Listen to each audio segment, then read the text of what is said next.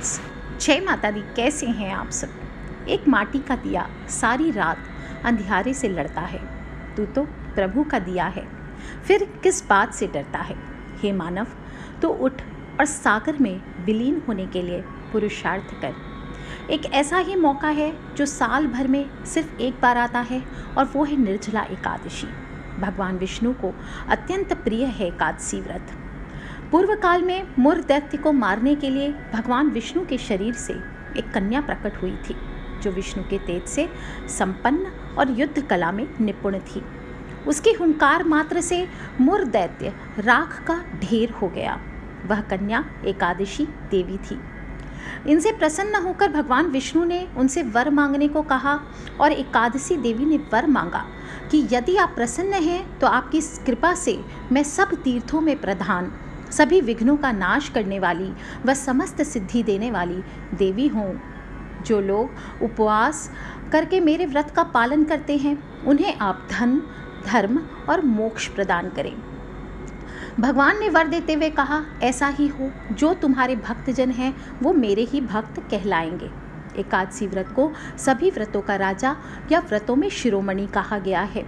वैकुंठ धाम की प्राप्ति कराने वाला, भोग और मोक्ष दोनों को देने वाला, पापों का नाश करने वाला एकादशी के समान कोई व्रत नहीं है। इसीलिए इसे व्रतों का राजा कहते हैं। जैसे देवताओं में भगवान विष्णु, प्रकाश तत्वों में सूर्य, नदियों में गंगा प्रमुख है, वैसे ही व्रतों में सर्वश्रेष्ठ व्रत एकादशी व्रत को माना गया है। इस तिथि को जो कुछ दान किया जाता है, भजन पूजन किया जाता है, वह सब भगवान श्री हरि के पूजित होने पर पूर्णता को प्राप्त होता है। संसार के स्वामी सर्वेश्वर श्री हरि पूजित होने पर संतुष्ट होकर प्रत्यक्ष दर्शन देते हैं, अनंत फल देते हैं, और मनुष्य के 7 जन्मों के कायिक, वाचिक और मानसिक पाप दूर होते हैं। विभिन्न नक्षत्रों का योग होने पर एकादशी व्रत का महत्व और भी बढ़ जाता है, और इस बार मंगलवार, चित्रा नक्षत्र और एकादशी के योग में भगवान विष्णु के साथ इसीलिए हनुमान जी की भी पूजा का विधान आता है। इस दिन एक हनुमान चालीसा का पाठ सभी लोग ज़रूर करें, और इस दिन आप जो भी करेंगे, स्नान हो, दान हो, जप हो, होम हो, स्वाध्याय हो, देव पूजा हो, सभी को अक्षय फल देने वाला माना गया है। अश्वमेघ यज्ञ करने का जो फल होता है, उससे 100 गुना अधिक फल एकादशी व्रत करने वाले को मिलता है, और निर्जला एकादशी व्रत करने से सभी मनुष्य के रोग और दोष समाप्त हो जाते हैं। मनुष्य को दीर्घ आयु, सुख, शांति और समृद्धि की प्राप्ति होती है। भगवान की प्राप्ति भी इस एकादशी के व्रत से होती है। चिंतामणि के समान एकादशी व्रत मनुष्य की सभी कामनाओं को पूर्ण करता है, और कहा जाता है निर्जला एकादशी का पालन करने से मनुष्य की 100 पीढ़ियों तक का उद्धार होता है। नित्य व्रत है, इसलिए नित्य कर्म की तरह सभी वैष्णवों को इस व्रत का हर माह 2 बार ज़रूर पालन करना चाहिए। इस दिन कुछ काम है जो नहीं करने चाहिए। हमेशा बताती हूँ, अन्न का सेवन ना करें। गेहूँ, चावल आदि खाने से पाप लगता है। ब्रह्म हत्या आदि समस्त पाप एकादशी के दिन अन्न में रहते हैं। अतः एकादशी के दिन जो भोजन करता है वह पाप भोजन करता है। इस दिन व्रत करें ना करें, निर्जल आप कर सकते हैं। इस दिन व्रत निर्जल नहीं कर सकते तो सजला व्रत करें, यानी कि थोड़ा से जल के साथ आप व्रत करें। अगर वो भी नहीं कर सकते तो सरसा व्रत करें। सरसा यानी फलों का रस आप ले सकते हैं। अगर वो भी नहीं कर सकते तो सफला व्रत करें, यानी फल ले करके आपको व्रत को करना चाहिए। और नहीं, वो भी नहीं कर सकते तो आप सात्विक भोजन ले करके, सात्विक प्रसाद जैसे टूका आटा, साबूदाना आदि ले करके आप इस व्रत को कर सकते हैं। बस ध्यान रखें, चावल है, जौ है, गेहूँ है, अनाज इस दिन नहीं खाएं, और सेंधा नमक का भोजन में प्रयोग करें। दोस्तों, ये संसार भोग भूमि, मानव योनि भोग योनि है, इसलिए मनुष्य की स्वाभाविक रुचि भोगों की ओर ज़्यादा रहती है, और लिप्त रह करके इस संसार के आवागमन के चक्र से हम मुक्त नहीं हो सकते। इसलिए सभी चीज़ों में स्व में स्थित रहकर अपने मन और चित्त को सात्विक रखकर इस दिन भगवान की आराधना करनी चाहिए। चुगली हो, क्रोध हो, अति निद्रा हो, पर स्त्री पर पुरुष गमन हो, पति पत्नी का संग हो, चोरी, डकैती, मारपीट, झूठ बोलना, ये सभी तामसी मानसिकता है। ये नहीं करने चाहिए। सच्चे संतों की वाणी से अमृत बरसता है, लेकिन इसे हम आचरण में कितना उतारते हैं, ये हमें ध्यान देने की ज़रूरत है। जिस प्रकार मैले दर्पण पर सूर्यदेव का प्रकाश नहीं पड़ता, इसी तरह से अगर हमारी आत्मा मलिन होगी तो ईश्वर का प्रकाश नहीं पड़ता। इसमें अंतःकरण में शैतान हो, असुर हो, इनका राज हो जाता है।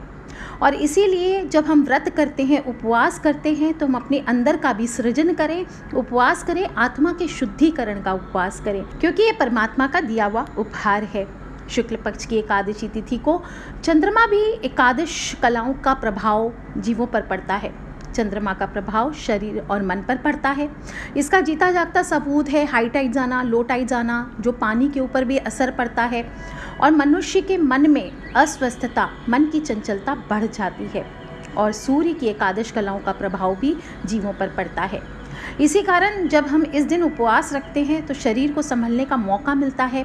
इष्ट देव का जब हम पूजन करते हैं तो चित्त की चंचलता दूर होती है, मानसिक बल मिलता है और इसीलिए एकादशी व्रत का नियम बनाया गया है। साइंस ने भी इस बात को माना है कि एकादशी व्रत करने से सभी प्रकार की व्याधियों से मनुष्य की रक्षा होती है। दशमी युक्त एकादशी होती है, उस दिन व्रत नहीं करना चाहिए, इससे संतान का नाश होता है, विष्णु लोक की प्राप्ति नहीं होती। और ध्यान रखें, भव सागर से पार होने के लिए मनुष्य शरीर रूपी सुंदर नौका हमें मिली है, इसलिए सतर्क रहें कहीं की वासना के भंवर में पड़कर नौका डूब न जाए। इस दिन ब्रह्मचर्य का पालन ज़रूर करें। दशमी की रात्रि को पूर्ण ब्रह्मचर्य का पालन करते हुए सोएं, सात्विक भोजन करें, भोग विलास से दूर रहें। अगले दिन सुबह उठ करके जल्दी उठें, समय से उठें, स्नान आदि करके लकड़ी का दातून तथा पेस्ट का उपयोग इस दिन नहीं करना चाहिए। नींबू जामुन आम के पत्ते लेकर चबा लें या उंगली से कंठ को शुद्ध कर लें। वृक्ष से इस दिन पत्ता तोड़ना वर्जित बताया गया हुआ है। गिरे हुए पत्तों का सेवन आप कर सकते हैं। ये भी संभव नहीं हो तो पानी से 12 बार कुल्ला कर लीजिए। थोड़ी सी हल्दी डाल करके जल में या काले तिल डाल करके स्नान कीजिए और गीता पाठ इस दिन ज़रूर करना चाहिए। प्रभु के सामने इस प्रकार प्रण करें, आज मैं चोर, पाखंडी, दुराचारी मनुष्य से बात नहीं करूँगा, किसी का दिल नहीं दुखाऊंगा, गौ ब्राह्मण आदि को फलाहार और अन्न आदि देकर प्रसन्न करूँगा, रात्रि जागरण करूँगा। ओम नमो भगवते वासुदेवाय इस 12 अक्षर मंत्र अथवा गुरु मंत्र का जप करूँगा। राम कृष्ण नारायण विष्णु सहस्त्र नाम को कंठ का भूषण बनाऊंगा और ऐसी प्रतिज्ञा करके श्री विष्णु भगवान का स्मरण करके प्रार्थना करें, हे त्रिलोकपति, मेरी लाज आपके हाथ है, अतः मुझे इस प्रण को पूरा करने की आप शक्ति प्रदान करें। इस प्रकार से मौन रखना, जप करना, शास्त्र पठन करना, कीर्तन, रात्रि जागरण, अशुद्ध द्रव्य भी नहीं पिए कि मैम ने बोला है लिक्विड पी सकते हैं, तो कोल्ड ड्रिंक्स, जो भी एसिड डाले हुए फलों के डब्बा बंद रस, जो पैक्ड जूसेस आते हैं वो भी आपको नहीं पीना चाहिए। फ्रेश जूस पिए विदाउट शुगर। 2 बार भोजन ना करें। आइसक्रीम, तली हुई चीज़ें भी नहीं खाना है। और ध्यान रखें, इस दिन आपको 3 दिन तक स्पेशली होता है, दशमी, एकादशी और द्वादशी, कांसे का बर्तन आपको यूज़ नहीं करना चाहिए। अगर आप घर में यूज़ करते हैं कांसे का बर्तन तो आपको भोजन में इसको यूज़ ना करें। मांस, मदिरा, प्याज, लहसुन, मसूर, उड़द की दाल, चने की दाल, कोदो, शाक, शहद, तेल और अधिक जल का सेवन ये आपको नहीं करना चाहिए। व्रत के पहले दिन दशमी को, दूसरे दिन द्वादशी को आपको जौ, गेहूँ, मूंग, सेंधा नमक, काली मिर्च, शक्करा और गोघृत का 1 बार भोजन करना चाहिए। इसे हविष्यान्न कहते हैं हम। और फलाहारी को गोभी, गाजर, शलजम, पालक, कुल्फा का साग ये सेवन नहीं करना चाहिए। आम, अंगूर, केला, बादाम, पिस्ता ये कर सकते हैं आप। जुआ हुआ, निद्रा हुआ, पान हुआ, पराई निंदा, चुगली, चोरी, हिंसा, मैथुन, क्रोध और कपट ये कुकर्मों से आपको दूर रहना चाहिए। भूलवश अगर किसी निंदक से आपकी बात हो जाए तो इस दोष को दूर करने के लिए भगवान सूर्य के दर्शन करें, धूप दीप से श्रीहरि की पूजा करें, क्षमा मांग लेना चाहिए। एकादशी के दिन घर में झाड़ू नहीं लगाया जाता है, पोंछा कर लीजिए। चींटी आदि सूक्ष्म जीव मृत्यु का भय रहता है। इस दिन बाल भी नहीं कटाने चाहिए। मधुर बोलें, अधिक ना बोलें। और जो भी, क्योंकि क्या होता है ज़्यादा बोलने से कभी कभी ऐसी चीज़ें हमारे मुंह से निकल जाती है जो हमें नहीं बोलना चाहिए। सत्य भाषण करें, झूठ ना बोलें। इस दिन यथाशक्ति अन्नदान करें, किंतु स्वयं किसी का दिया हुआ अन्न आपको ग्रहण नहीं करना चाहिए। और प्रत्येक वस्तु प्रभु को भोग लगाकर तुलसी दल छोड़कर ही ग्रहण करनी चाहिए। अगर किसी संबंधी की इस दिन मृत्यु हो जाती है तो उस दिन व्रत रखकर उसका फल संकल्प करके मृतक को देना चाहिए। श्री गंगा जी में पुष्प प्रवाहित करने पर भी एकादशी व्रत रखकर फल प्राणी के निमित्त देना चाहिए और प्राणी मात्र को अंतर्यामी का अवतार समझकर किसी से छल कपट नहीं करना चाहिए। क्रोध न करें, संतोष का फल सर्वदा मधुर होता है। मन में दया की भावना रखें, इससे उत्तम फलों की प्राप्ति होती है। द्वादशी के दिन ब्राह्मणों को मिष्ठान, दक्षिणा आदि देकर के प्रसन्न करके उनकी परिक्रमा करनी चाहिए। सेवा पूजा की जगह पर बैठकर भुने हुए 7 चनों के दाने ले लीजिए, 14 टुकड़े कर लीजिए उसके, और अपने सिर के पीछे फेंकना चाहिए। मेरे 7 जन्मों के शारीरिक, वाचिक और मानसिक पाप नष्ट हुए, ये भावना करके 7 अंजलि जल पीना चाहिए और चने के 7 दाने खा करके आपको व्रत खोलना चाहिए। कुछ काम है, 6 काम है स्पेशली जो इस दिन आपको ज़रूर करना चाहिए। और सर्वप्रथम आपको सूर्य की आराधना इस दिन ज़रूर करनी चाहिए। सूर्य देवता को जो जल का लोटा चढ़ाएंगे उसमें 1 चुटकी हल्दी डाल लीजिए। इससे धन, ऐश्वर्य, सुख, समृद्धि के स्वामी भगवान विष्णु आपसे प्रसन्न होते हैं। भगवान विष्णु के पूजन में इस दिन आप पीले मिष्ठान का भोग ज़रूर लगाएं। गीता पाठ का महत्व बताया गया है। गीता के उपदेशों का हमें दैनिक जीवन में पालन करना चाहिए। इससे हमें अपने उद्देश्यों की पूर्ति करने में मदद मिलती है। इस दिन तुलसी पूजन भी ज़रूर करना चाहिए। जल नहीं दिया जाता, सुबह शाम दीपक जलाएं और तुलसी के जो नाम है, अष्ट नाम है, वो आप बोलिए। तुलसी की महक से घर में नकारात्मक ऊर्जा नष्ट होती है और सकारात्मक ऊर्जा का संचार होता है। इस दिन हमेशा अपने बुजुर्गों या कोई भी संत महात्मा हो उनका सम्मान करें। उनको अपने घर दे करके, न्योता दे करके भोजन भी करवा सकते हैं, दक्षिणा भी करानी चाहिए। गौ माता में नारायण का वास बताया गया है, इसलिए इस निर्जला एकादशी के दिन गाय की सेवा अवश्य करनी चाहिए। लक्ष्मी माँ की भी पूजा करें विष्णु भगवान के साथ साथ। और महालक्ष्मी को लाल चीज़ें जैसे लाल गंध, लाल कपड़े, लाल चूड़ियाँ, लाल फूल ये अर्पित करें। पीली कौड़ी, गोमती चक्र अगर आपके पास है, मैं हमेशा बताती हूँ, सिद्ध करके 1.25 लाख जप से हमेशा इसको रखा करें। और सिद्ध करने के बाद 5 साल तक ये बिल्कुल सिद्धि में रहती है, इसलिए 5 साल तक आप इसको इसे चेंज करने की ज़रूरत नहीं होती है। हर पूर्णिमा, एकादशी, ग्रहण आदि के बाद आप इसे स्नान करके वापस कार्य में ले सकते हैं। पूजा में प्रसाद के लिए खीर बना करके रख सकते हैं। अमरस का भोग विशेष रूप से लगाया जाता है, इस दिन अमरस का भोग लगाएं और भगवान विष्णु को पीले वस्त्र, पीले फल चढ़ाएं। विष्णु प्रिय नमस्तुभ्यम, नमस्तुभ्यम जगत्तते आर्तहंत्री, नमोस्तुभ्यम समृद्धम कुरु मे सदा, नमो नमस्तु महामाये श्री पीठे सुर पूजिते, शंख चक्र गदा हस्ते, महालक्ष्मी नमोस्तुते। इस मंत्र का आपको जप करना चाहिए। साथ ही साथ देवी लक्ष्मी का एक मंत्र है, ओम श्रीम श्रीये नमः। इस मंत्र का जप आप इस दिन 108 बार ज़रूर करें। फिर गाय को हरी घास खिलाएं, गौशाला में दान करें। कामधेनु अनुष्ठान इस दिन किया जाता है पर आज के युग में पॉसिबल नहीं है, इसलिए गाय के पास जाकर के 1 रोटी और गुड़ ही खिलाएं। इसी से मनुष्य की समस्त प्रकार की कामनाओं की पूर्ति होती है। गाय में जितनी सकारात्मक ऊर्जा होती है उतनी किसी अन्य प्राणी में नहीं होती है। और गाय की पीठ पर जो रीढ़ की हड्डी होती है उसे सहलाना चाहिए। और गाय के गोबर से बने हुए अगर उपले हैं आपके पास तो इससे आपको हवन करना चाहिए। हवन में 108 बार ओम नमो भगवते वासुदेवाय इस मंत्र का जप करें। अगले दिन सुबह व्रत करके आप पारण करके व्रत को खोलें। और अगर आपको बार बार नुकसान हो रहा है घर में तो आज के दिन आपको एक उपाय करना चाहिए। अपने प्रवेश द्वार पर सबसे पहले सुबह सुबह उठ करके मुख्य द्वार की सफाई कर लें। बिल्कुल जहाँ जो भी कबाड़ आदि है वो सब हटा दें, क्योंकि इससे नेगेटिव एनर्जी आपके घर की ओर आकर्षित करता है ये।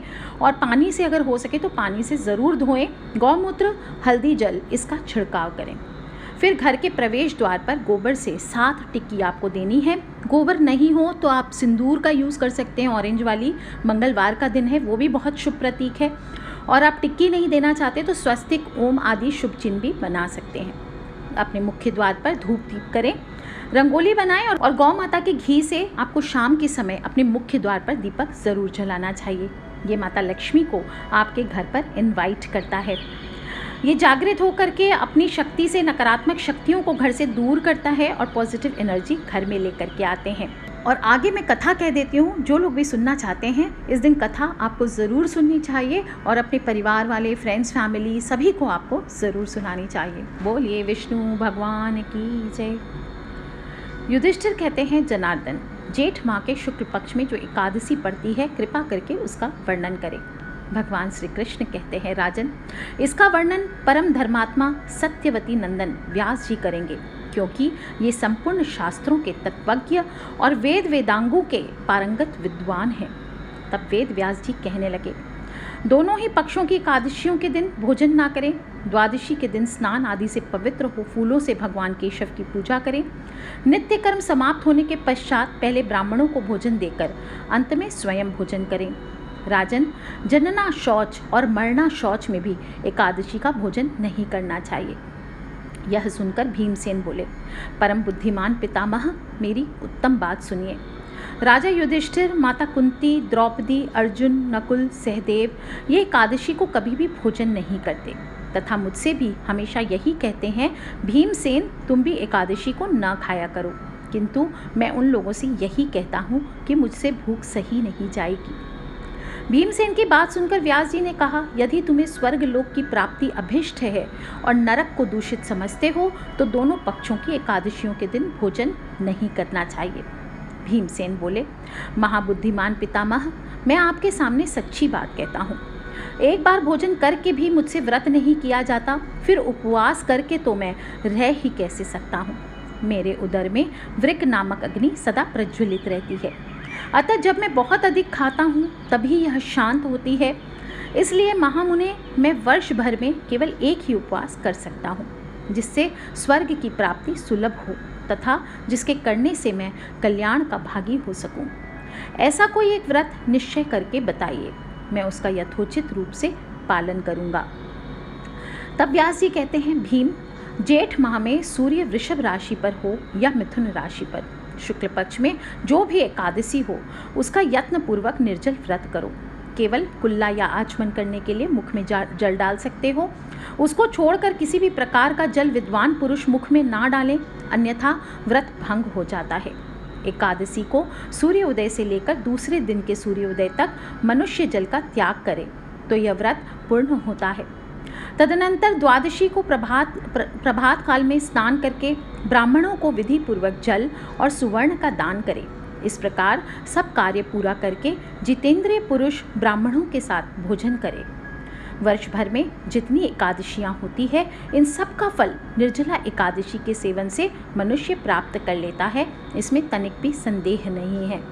शंख हो, चक्र हो, गदा धारण करने वाले भगवान केशव ने मुझसे स्वयं कहा था कि यदि मानव सबको छोड़कर एकमात्र मेरी शरण में आ जाए और एकादशी का निराहार व्रत रखे तो वह सभी पापों से छूट जाता है।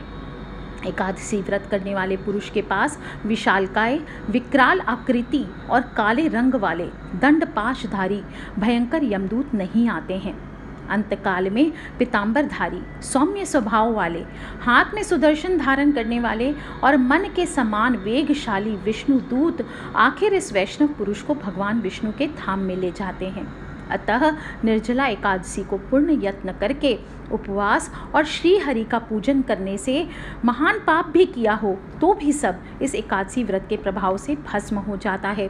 जो भी मनुष्य इस दिन जल के नियम का पालन करता है वह पुण्य का भागी होता है। उसे एक एक प्रहर में कोटि कोटि स्वर्ण मुद्रा दान करने का फल प्राप्त होता है। मनुष्य निर्जला एकादशी के दिन स्नान, दान, जप, होम आदि जो कुछ भी करता है वह सब अक्षय होता है।